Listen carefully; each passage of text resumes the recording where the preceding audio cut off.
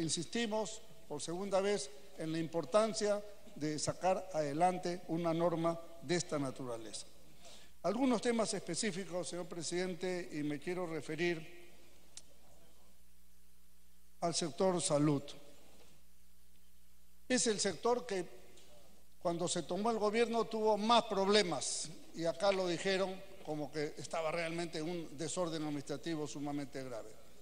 Esperemos que eso se corrija, pero quiero subrayar, señor presidente, que queremos pedir la inclusión, y entiendo que hay otros señores parlamentarios que han hablado del concepto de salud mental, no lo vamos a ampliar porque ya lo han dicho, pero me parece fundamental, señor presidente, que en el artículo 22, me parece, se incluya el concepto de salud mental dentro de las funciones del sector.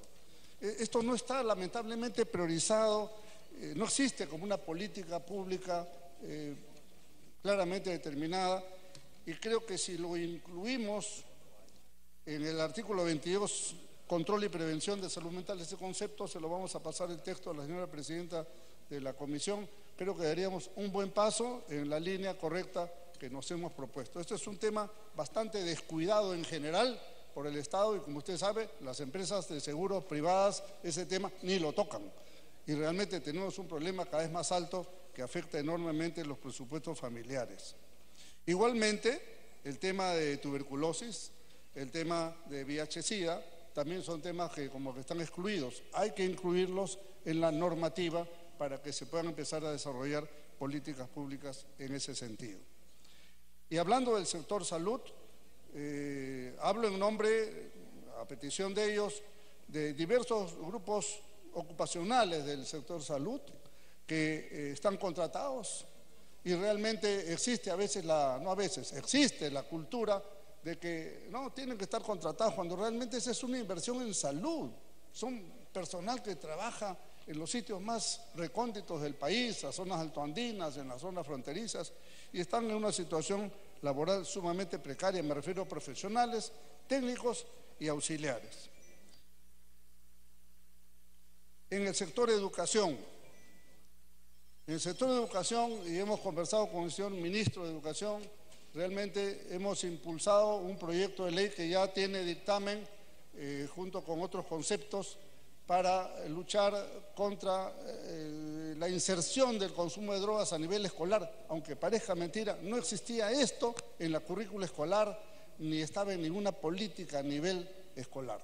Bueno, esto es muy importante que se haga. Y en tal sentido, creo que el sector de educación también confiamos, señor presidente, tal como lo ha anunciado el señor ministro, tengo entendido, de que haya mejoras para los trabajadores administrativos del sector. Tanto los que están agrupados en FENTASE, que están pidiendo, fíjese, son los trabajadores peor pagados del Estado. Tienen sueldos por debajo del sueldo mínimo vital. ¿Cómo es eso? ¿Cómo el Estado va a pagar a sus trabajadores por debajo del sueldo mínimo vital? Este es un tema que se tiene que corregir. Y hay otro grupo dentro de la misma tendencia de trabajadores administrativos del FERTASE, donde ellos piden que una bonificación que existe, ¿no?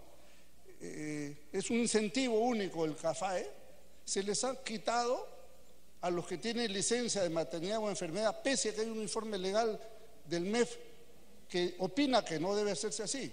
Si es que esos dos temas, al señor ministro de Educación le ruego tomar nota, tanto la petición de nivelación al sueldo mínimo de los trabajadores de FENTASE como el incentivo único en casos de enfermedad o maternidad que reclaman los trabajadores de FERTASE. Señor presidente, en cuanto al Ministerio de Desarrollo e Inclusión Social, fíjese, aquí hay una cosa paradójica. Si vemos el presupuesto que nos presentó estupendamente la señora ministra, pero el gasto en niños es virtualmente el tercio de pensión 65. O sea, puede continuar por un minuto más este congresista. Es el mundo al revés. Más bien deberíamos poner la mayor carga presupuestal en la infancia. Pero la infancia tiene la tercera parte de los de la tercera edad, que también merecen la atención y respeto, pero no podemos descuidar el cimiento de nuestra sociedad, que son los niños. Entonces, ahí tiene que haber una corrección, errores anteriores, como se quiera, pero la tendencia debe ser corregir a eso, y eso es un tema muy importante. Yo saludo la prioridad que se viene dando en los últimos tiempos a la lucha contra la anemia y la desnutrición infantil. Creo que eso es muy importante, y desde acá del Congreso, el grupo parlamentario que tenemos está ayudando de verdad, de manera multipartidaria, para tratar de sacar este tema adelante, que no tiene partido ni camiseta política, es simplemente una necesidad del Perú. Y saludo la resolución que ha publicado el Diario Oficial del Peruano el día domingo, en la cual consta que por una ordenanza regional de la región San Martín, el presidente... Para que termine con un minuto, ¿eh? Yo como vocero creo que tengo unos minutos más. Ya.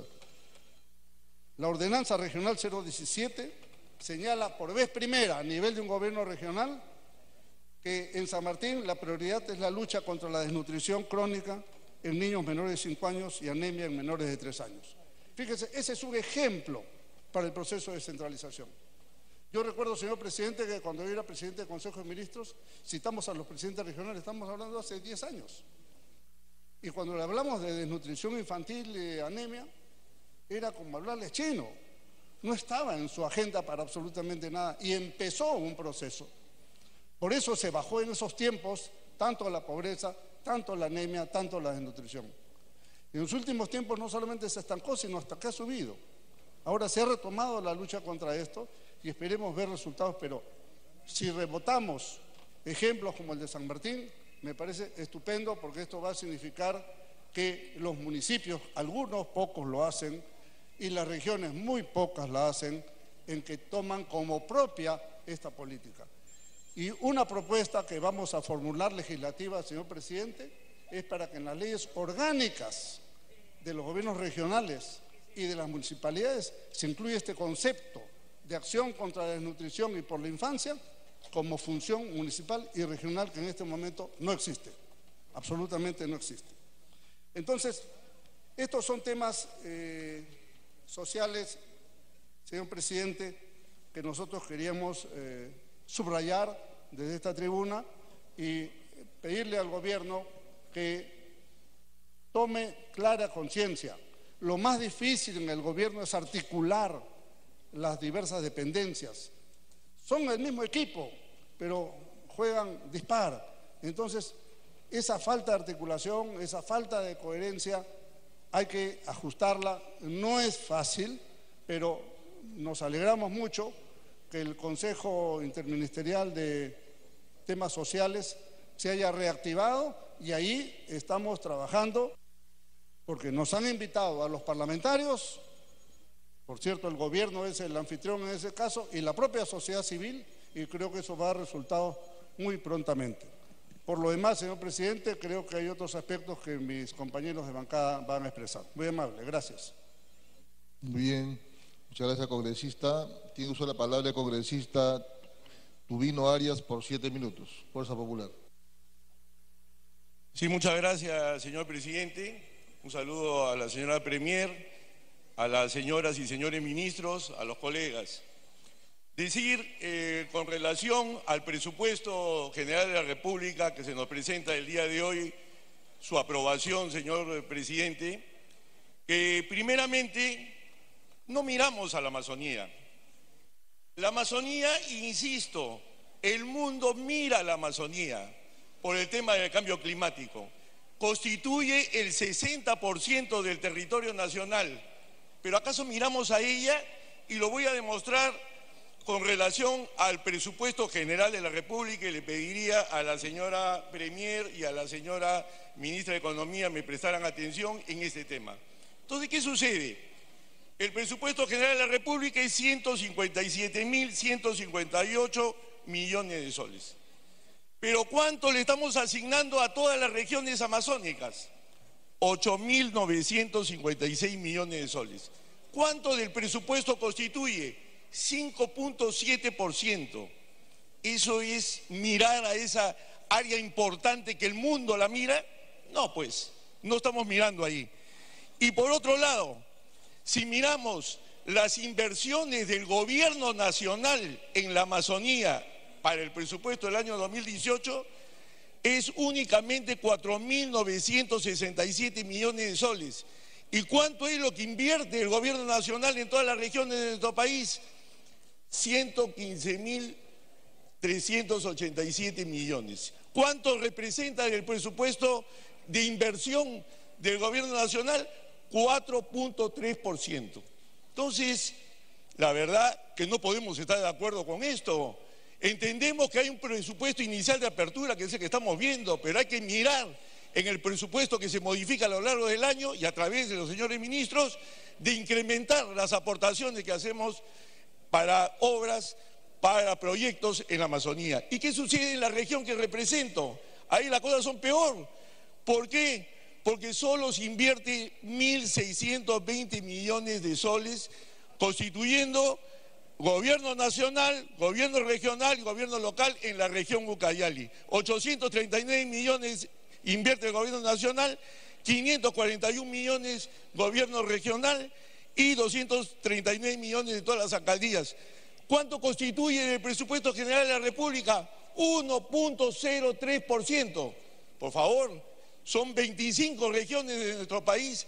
Hay derecho que a una región de 100.000 kilómetros cuadrados invertamos el 1% del presupuesto general de la República. Somos un país en mediano desarrollo, no estamos para venir a manifestar este tipo de cosas. Y por otro lado, ¿qué cosas se nos dice cuando tocamos las puertas en el mismo Ministerio de Economía con relación a este presupuesto? Mire, congresista, usted lo que tiene que hacer es promover que se levanten las exoneraciones tributarias. Eso no es conocer pues la región Ucayali. Yo mañana levanto las exoneraciones o a alguien se le ocurre levantar las exoneraciones tributarias, levanto que se cobre IGB, sube pues la luz, sube el agua. ¿Cómo vamos a afectar a la población de esa manera? Y si se quiere levantar el impuesto selectivo al consumo, sube el petróleo, sube el transporte, sube los comestibles, en fin. ¿Qué hemos hecho por la Amazonía? Y esa es la reflexión que yo traigo en esta oportunidad. Hemos hecho muy poco. Y por otro lado, alguien puede decir, pero de repente ustedes no tienen proyectos. Acá están los proyectos. Tenemos proyectos por más de 500 millones de soles listos para ser ejecutados. Pero ahí están, no se miran. Y por otro lado, ¿qué más tenemos? Tenemos la ley de inversiones de la Amazonía. Hace años atrás, tanto Iquitos como Manaus estaban más o menos igual, pero allá sí se hizo una ley de inversiones de la Amazonía que cumplió el Estado brasilero y además la impulsó. Acá no cumplimos. Y entonces al final tenemos que en esta ley de inversiones de la Amazonía, ¿qué hemos hecho? Hemos hecho incumplimientos y primeramente poder decir que nunca se ha cumplido a cabalidad. Se dijo que se iba a invertir el 10% del presupuesto de agricultura, energía, educación, pesquería, salud, transportes. No se hizo. Que se iba a crear un fondo de 100 millones para promover la inversión, tampoco se hizo. Entonces al final estamos en una situación que lógicamente merece una atención especial y eso es lo que venimos a reclamar en esta oportunidad, poniendo un punto aparte. Y yo quisiera en esto un comentario, que la señora primera ministra nos haga un comentario. ¿Qué vamos a hacer con la Amazonía? ¿Así la vamos a dejar?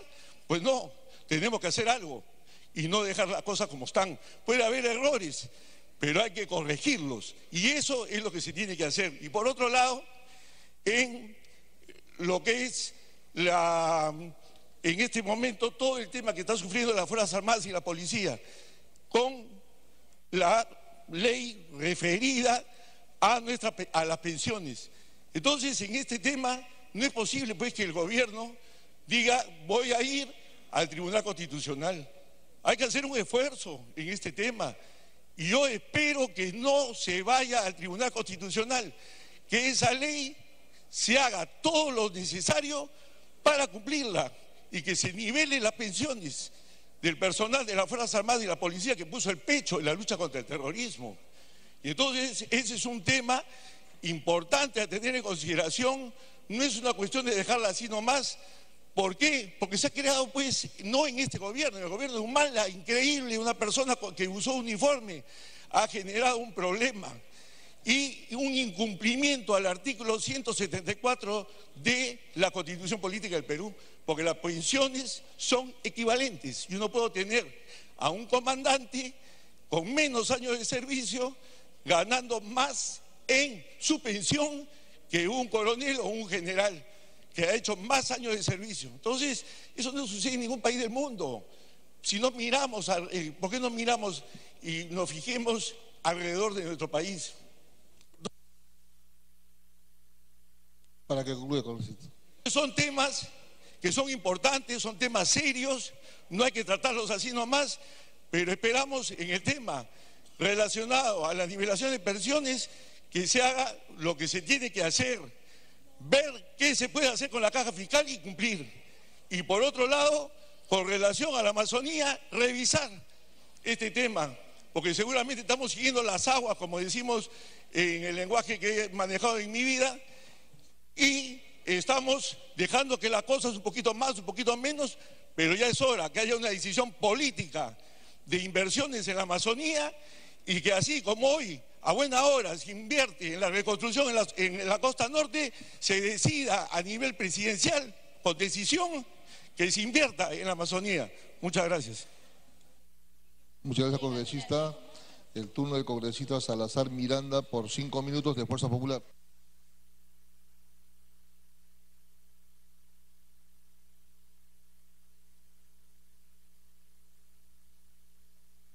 Muchas gracias, señor presidente. Un saludo cordial a la señora primera ministra, así como también a todos los señores ministros que nos acompañan. Señor presidente, si bien es cierto que el presupuesto del año fiscal 2018 ha aumentado en 10,2%, estamos hablando de 157.000 millones de soles, el 74% del presupuesto será ejecutado por el gobierno central, mientras que solo el 15,6% por los gobiernos regionales y el 10,2% por los gobiernos locales. Indudablemente, siempre es importante mirar el tema de la descentralización, porque si nosotros continuamos centralizando todos los aspectos inherentes a lo que es presupuesto, obviamente que las provincias y los distritos no se ven beneficiados dentro de esta repartición del tema del presupuesto. Señora presidenta o señor presidente, en el tema de la seguridad ciudadana, enfrentar la violencia en el Perú, la Cámara de Comercio ha sacado unas cifras que son interesantes. Implica un gasto equivalente al 4,5% del Producto Bruto Interno. Aún estamos lejos de ello. Esto quiere decir que el gobierno, por ejemplo, para el próximo año tiene asignado 9.366 millones como presupuesto del Ministerio del Interior, de los cuales 9.337.522 millones van al gasto corriente, es decir, todo lo que es personal, pensiones, programas, productos, etcétera, y 356 millones son gastos de capital, es decir, adquisición de equipos y otros. Y indudablemente esto es insuficiente para luchar contra la delincuencia. Por la sencilla y llana razón, ¿qué cosas requerimos nosotros? Tecnología. ¿Qué requerimos? Equipamiento. ¿Qué requerimos? Mucho más efectivos policiales, más y mejores efectivos policiales. Y también, señor presidente, la brecha de la infraestructura y de la tecnología es inmensa. Se requieren 40.000 millones de soles para cerrar esta diferencia, es decir, 4,5% y 5,5% del PBI. Al gobierno debe buscar mejorar, pues si nosotros aumentamos ello importante en lo que es tecnología y en lo que significa la infraestructura. El gobierno, señora presidenta, también es importante que tenga en cuenta lo siguiente. A nivel nacional se han registrado el año 2016 349.000 denuncias por comisión de delitos, lo que significa un aumento del 7% con relación al año 2016. Y sabemos nosotros que solamente el 15% se denuncia. El Barómetro de las Américas, señor presidente, manifiesta que de 29 países se revela que la victimización se ha incrementado en 30,6% en el 2014 al 33% el año 2017. Y al respecto, incluso el propio INI, en su último informe anual respecto a empresarios y la inseguridad ciudadana, que en dicho sector el robo y el hurto tuvo un incremento de casi 14%, es decir, pasó de 66,4% a 79,8%. Pero eso no es todo. El último reporte del Latino Barómetro nos informa la relación de nuestro país, que el problema más importante para los peruanos sigue siendo el tema de la criminalidad, con un 37%, muy por encima de lo que es corrupción, economía, desempleo, problema de educación y pobreza.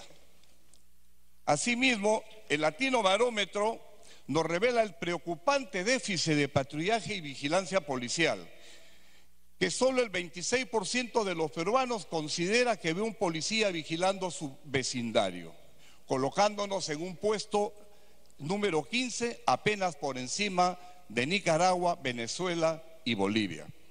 Este panorama cambiará con el presupuesto asignado, que es el 0,1%, ni siquiera el 1%, 0,1% de presupuesto que se aumenta para las tareas de la seguridad en nuestro país. Con relación al tema de la reconstrucción, presidente, a veces las comparaciones son embarazosas. Minuto para que termine, congresista. Muchas gracias, señor presidente. Precisar algunos temas. Y quiero comparar el fenómeno del niño costero con lo que sucedió con el Ecuador y lo que sucedió con el Perú.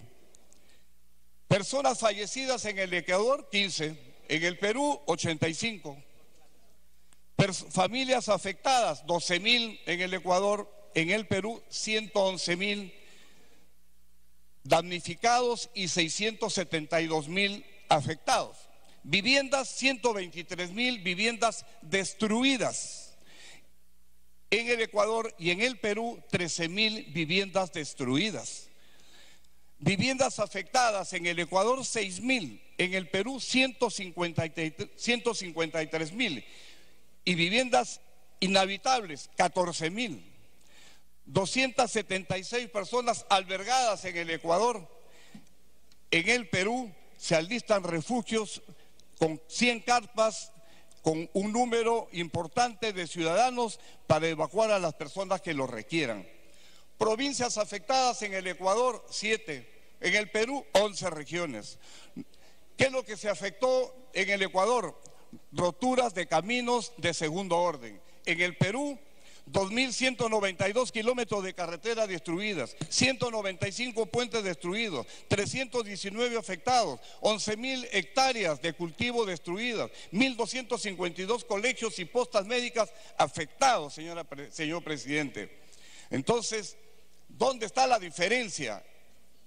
En las obras, en las mega obras, en las grandes inversiones que marquen un camino diferente a lo que como venimos nosotros utilizando nuestro presupuesto. Por ejemplo, ¿qué cosa hizo el Ecuador, presidente? El gobierno nacional dice ejecutó 6 megaproyectos hídricos que incluyen obras para el... Congresista, ya se le venció el tiempo. 30 segundos, ¿ya? El almacenamiento de agua, así como trasvases para llevar esa agua hacia lugares donde se encuentran arenales para que estos puedan transformarse en tierras de cultivo. Señor presidente, eso es importante. Las obras, las mega obras, la visión de país para poder nosotros transitar es decir, de un lugar a otro de una manera diferente. En el Perú, ¿qué cosa hicimos, señor presidente, en la época del señor Humala, que es donde... Se le ha concluido el tiempo.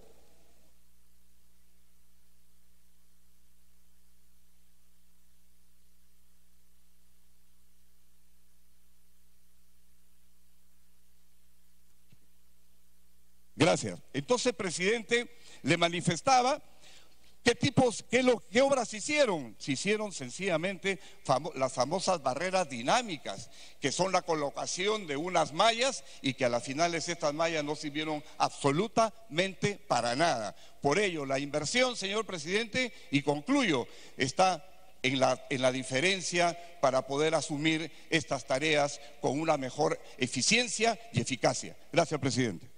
Muchas gracias, congresista. Es el turno del congresista Carlos Domingos Herrera.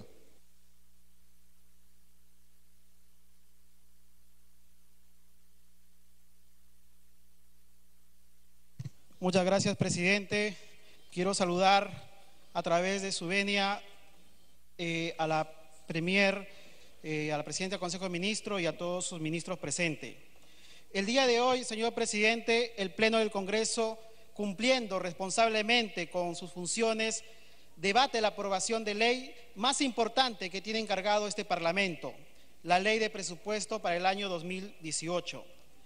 Quiero empezar saludando el incremento de presupuesto para nuestro gobierno regional de Ancash, en donde a comparación del ejercicio 2017 para este año 2018 presenta un incremento de 292 millones de soles, es decir, 27.5 más al año anterior.